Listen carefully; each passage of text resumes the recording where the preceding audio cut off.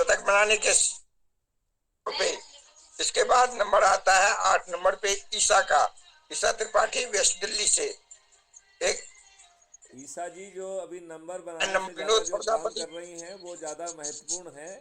मैं उसको पूरी तरह से समर्थन देता हूँ, क्योंकि अभी जो ग्राउंड वर्क वो कर रही हैं वो बहुत इम्पोर्टेंट है। मैं उनकी सराहना करता हूँ।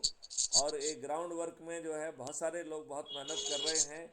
मैं इस बारे में माननीय नरेंद्र सिंह जी का भी जो है ना नाम लेना चाहूँगा, अपने अफसर साहब जी का भी नाम लेना चाहूँगा। और मैं ये चाहूँगा कि हमारे सभी समझ साथी अपनी पूरी एनर्जी जो है वो कर्नाटका में डाल दें। लल्लन जी, आप भी जो है वो रहे हैं, सर। आप अपनी पूरी टीम जो है कर्नाटका वाली जो है ना उसको एक्टिवेट करिए। और अब आप जो है ना बिहार या मुंबई में बैठ ओके। के मत करिए। आप जो है ना अपना दाना पानी अपना टिफ़िन लगाइए और आप कर्नाटका पहुंच जाइए। Okay sir. अब जो है बाहर की ज़मीन से काम नहीं चलेगा। अब मुझे हम लोगों को कर्नाटका की ज़मीन पे बैठना होगा। वहाँ बैठेंगे तो हर दिन वहाँ रिव्यू कर पाएंगे, हर दिन नई रणनीतियाँ बना पाएंगे। हमें अपने लोगों में जज्बा भरना है और उनको सिर्फ इतना ही करना है कि अपने सदस्य संकल्प को पूरा कर लें।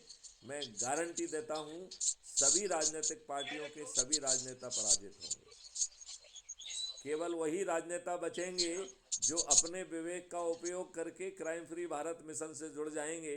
और मैं एक खुशखबरी देना चाहता हूँ, ऐसे ढेर सारे नेता जो है अब प्रयास करने लगे हैं कि वो क्राइम फ्री भारत मॉडल के से जुड़कर क्राइम फ्री भारत के मॉडल के अनुसार क्राइम फ्री भारत से जुड़ने के लिए तैयार हैं।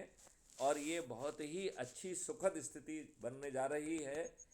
मेरे ख्याल से आने वाले 3-4 दिन में स्थिति पूरी तरह से स्पष्ट हो जाएगी।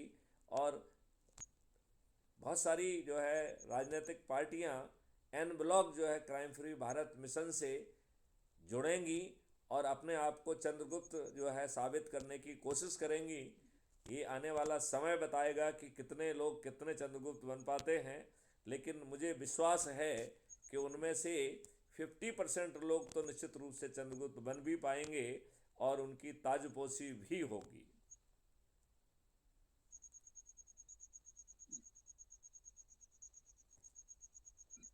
अफसर साहब जी, आपकी टीम के सदस्य कहाँ हैं? सर मैं कहना चाहूँगा